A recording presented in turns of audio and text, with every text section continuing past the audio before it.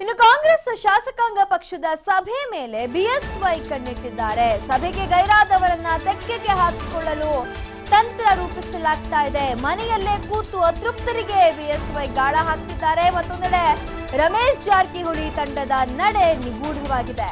ಸಭೆಗೆ ಶಾಸಕ ರಮೇಶ್ ಜಾರಕಿಹೊಳಿ, ಮಹೇಶ್ ಕಮಟಳ್ಳಿ, ಚಿಂಚೋಳಿ ಶಾಸಕ ಉಮೇಶ್ ಜಾಧವ್ ಬಹುತೇಕ ಗೈರು ಹಾಜರಾಗುವಂತ ಸಾಧ್ಯತೆಗಳಿದೆ. ಇವರ ಜೊತೆಗೆ ಇನ್ನೂ 3 ಶಾಸಕರು ಕೂಡ ಗೈರು ಹಾಜರಾಗುವಂತ ಸಾಧ್ಯತೆಗಳಿದೆ. ಹಾಗಾದ್ರೆ ಅಂತ ಅತೃಪ್ತ ಶಾಸಕರಿಗೆ ಬಿಎಸ್ವೈ ಗಾಳ ಹಾಕುವಂತ ಪ್ರಯತ್ನವನ್ನ ಮಾಡ್ತಾ ಇದ್ದಾರೆ. ಮನೆಯಲ್ಲೇ ಕೂತು ಕಾಂಗ್ರೆಸ್ ಅತೃಪ್ತರನ್ನ ಸೆಳೆಯುವಂತ ಒಂದು ಪ್ರಯತ್ನವನ್ನ ಬಿಎಸ್ವೈ ಮಾಡ್ತಾ ಇದ್ದಾರೆ. ಇನ್ನೂ ಕೂಡ ಆಪರೇಷನ್ ಕಮಲದ ಕನಸು ಹಾಗೆ ಇದೆ. ಅವಕಾಶ ಸಿಕ್ಕರೆ ಮತ್ತೆ ಆಪರೇಷನ್ ಕಮಲವನ್ನ ಶುರು ಮಾಡಲಿಕ್ಕೆ ಬಿಜೆಪಿ ಕಾಯ್ತಾ ಇದೆ. ಸಭೆಗೆ ಶಾಸಕರಾದಂಥ ರಮೇಶ್ ಜಾರಕಿಹೊಳಿ, ಮಹೇಶ್ ಕಮಟಳ್ಳಿ, ಉಮೇಶ್ ಜಾಧವ್ ಬಹುತೇಕ ಗೈರು ಹಾಜರಾಗುವಂತ ಸಾಧ್ಯತೆ ಇದೆ. ಅವರ ಜೊತೆಗೆ ಇನ್ನೂ 3 ಶಾಸಕರಿದ್ದಾರೆ ಅನ್ನುವಂಥ ವಿಚಾರದ ಬಗ್ಗೆ ಕೂಡ ಮಾಹಿತಿ ಲಭ್ಯವಾಗ್ತಾ ಇದೆ. ಹಾಗಾದ್ರೆ ಆ 6 ಶಾಸಕರು ಗೈರು ಹಾಜರಾದ್ರೆ ಪಕ್ಷ ಅವರ ವಿರುದ್ಧ ಶಿಸ್ತು ಕ್ರಮಕ್ಕೆ ಮುಂದಾಗುತ್ತಾ ಅನ್ನುವಂಥದ್ದನ್ನ ಕೂಡ ಇಲ್ಲಿ ಕಾದು ನೋಡ್ಬೇಕಾಗತ್ತೆ. ಇನ್ನು ಸಭೆಗೆ ಗೈರಾದವರನ್ನ ತಮ್ಮ ತೆಕ್ಕೆಗೆ ಹಾಕೊಳ್ಳಿಕ್ಕೆ ಬಿಎಸ್ವೈ ಕೂಡ ಗಾಳ ಹಾಕ್ತಾ ಇದ್ದಾರೆ.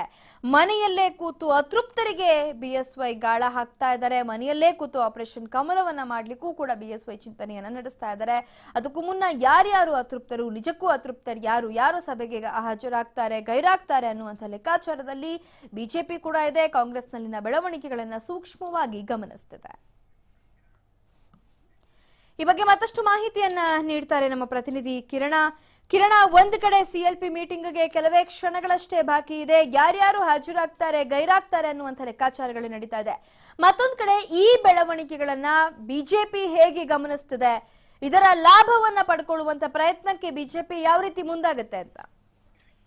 ಲಿಖಿತ, ಈಗಾಗಲೇ ಏನು 3:30ಕ್ಕೆ ಕಾಂಗ್ರೆಸ್ ಶಾಸಕಾಂಗ ಪಕ್ಷದ ಸಭೆಯನ್ನು ನಡೆಯುತ್ತೆ.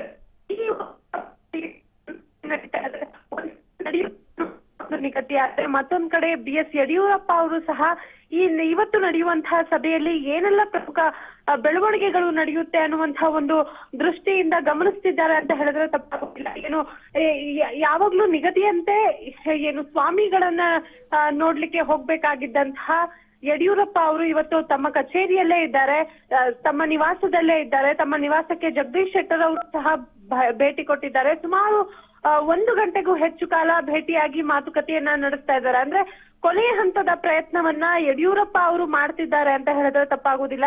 ಕಾಂಗ್ರೆಸ್ ಶಾಸಕಾಂಗ ಸಭೆಗೆ ಯಾರ್ಯಾರು ಭೇಟಿ ಕೊಡ್ತಾರೆ, ಯಾರು ಭೇಟಿ ಕೊಡೋದಿಲ್ಲ ಅನ್ನುವಂತಹ ಒಂದು ಲೆಕ್ಕಾಚಾರವನ್ನ ಒಂದ್ ಕಡೆ ಕಾಂಗ್ರೆಸ್ ನಾಯಕರು ಒಂದ್ ಕಡೆ ಲೆಕ್ಕ ಹಾಕ್ತಾ ಇದ್ರೆ, ಮತ್ತೊಂದ್ ಕಡೆ BS ಯಡಿಯೂರಪ್ಪ ಅವರು ಅದನ್ನ ಎನ್ಕ್ಯಾಶ್ ಮಾಡ್ಕೊಳ್ಳುವಂತಹ ಒಂದು ನಿಟ್ಟಿನಲ್ಲಿ ಚಿಂತನೆಯನ್ನ ನಡೆಸ್ತಾ ಇದ್ದಾರೆ. ಲಿಖಿತ.